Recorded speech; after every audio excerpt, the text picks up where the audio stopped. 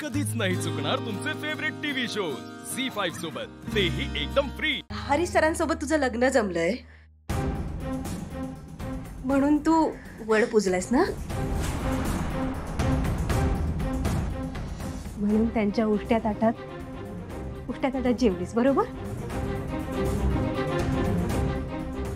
आणि जाहिरातीत तर तुमचं दोघांचं लग्न झालं आणि तेच लग्न तू खरं मानलंस म्हणून अशी वागतेस ना।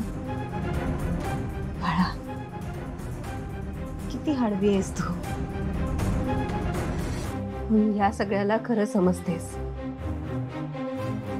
अहिल्या मॅडमनी पण आग्रह धरला होता की जाहिरातीतल्या लग्नात हरीश सरच हवेत म्हणून।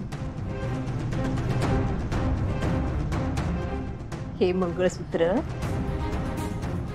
हरीश सरांच्या नावाचं घातलंयस ना तू।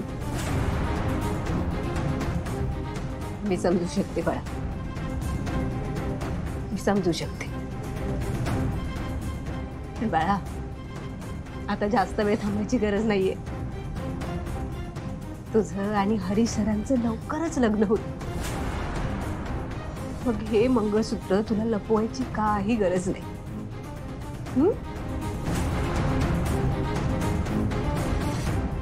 आता आराम कर, हा? मी निघते।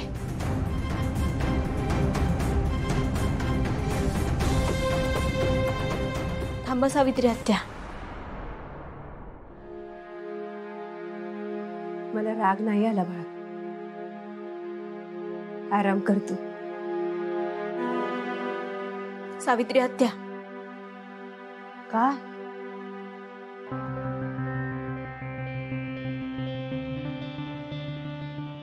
माझ्या गळ्यातलं हे मंगळसूत्र हरीश सरांच्या नावाचं नाही। काय?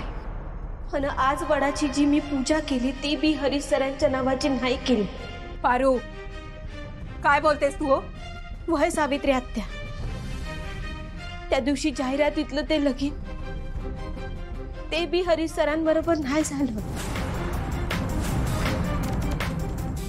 काय? हरीश सरांसोबत नाही झालं लग्न तुझं? मग कोणासोबत झालं लग्न?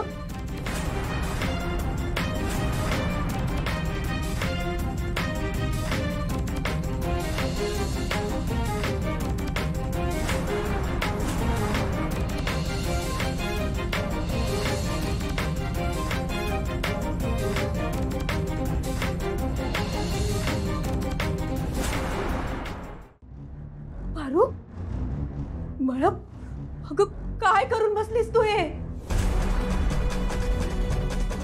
आणि आदित्य बाबाने तरी हे कसं केलं? हे पण अहिल्या मॅडमच्या परवानगी शिवाय? सावित्री आत्या, आदित्य सरांची यात काय बी चूक नाही। त्यांना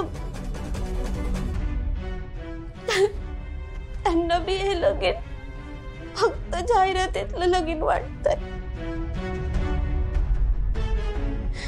समधी चूक माझी आहे। मी या समधेला खरं लगीन मानून बसले।